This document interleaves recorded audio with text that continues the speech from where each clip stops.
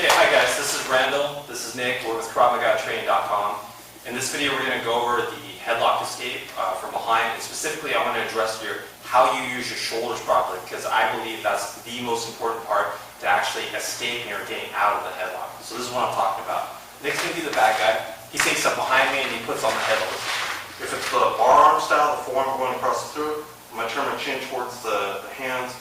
I'm going to pluck the thumbs and pin them down here. However, if he was doing the carotid artery version, chin goes down here. Let's not do the rear neck, just do that one. There you go. I'm going to plug two hands into this position. It doesn't matter which headlock it is. It could have been that rear naked choke. The point being is that they all funnel to this position right here. Now, in my opinion, the chin position, tucking the chin down and plucking the hands, what that's primary purpose is for is to make sure you don't get choked out, so you don't get unconscious and let this bad guy do whatever the hell they want to afterwards. But in my opinion, that's not good enough to actually get out of it. It's just to survive. So as long as I keep my chin in the right spot, I plucked, pinned, he can't choke me out. It's going to buy me time to get out of it. Now, this is where the shoulder movement becomes essential, because in my opinion, especially when you're dealing with a much stronger guy, this is how you're going to get out of it, is using your shoulders properly. Now, the first thing is, whatever arm is attacking you in this case, it's going to be Nick's right arm. The same size shoulder needs to raise up. I don't like to keep my shoulders even because he's structurally a lot stronger. As soon as I raise his shoulder up, and his elbow goes up and his shoulders goes up, it weakens his position. It makes it a little bit easier to defend this. Now, the real important shoulder though is this one, my left shoulder. This is the one that's going to allow me to get out of this. So what I need to do is, I need to make sure this shoulder is aligned with his sternum.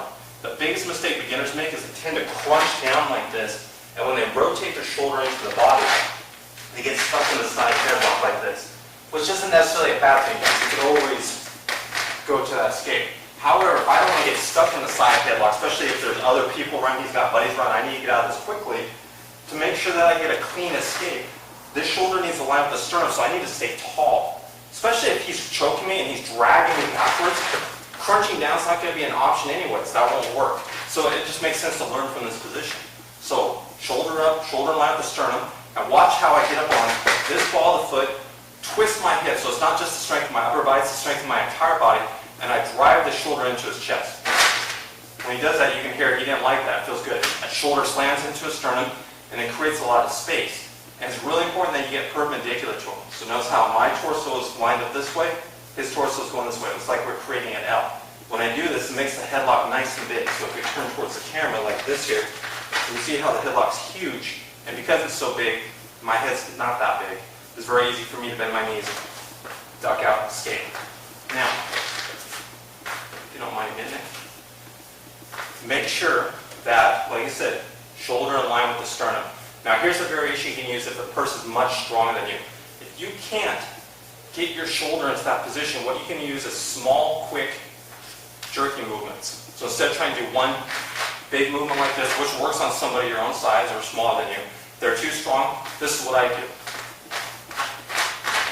I keep doing that until I get perpendicular again. If you use those small, quick, jerky movements, then it works really well. And when you do them, it's not hit and go back, hit and go back. It's you do a little hit, hold your ground, hit, hold your ground, hit, hold your ground.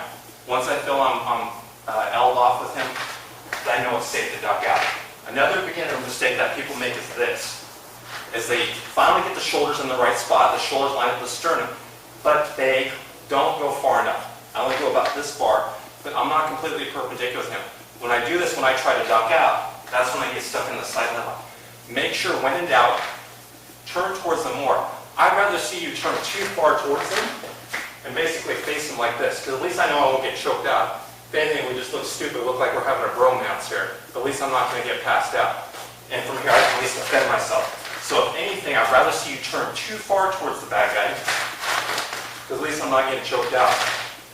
Don't try to duck out too early. If I'm not completely perpendicular with him or farther, that's when I get stuck in the side head like I'm still in danger.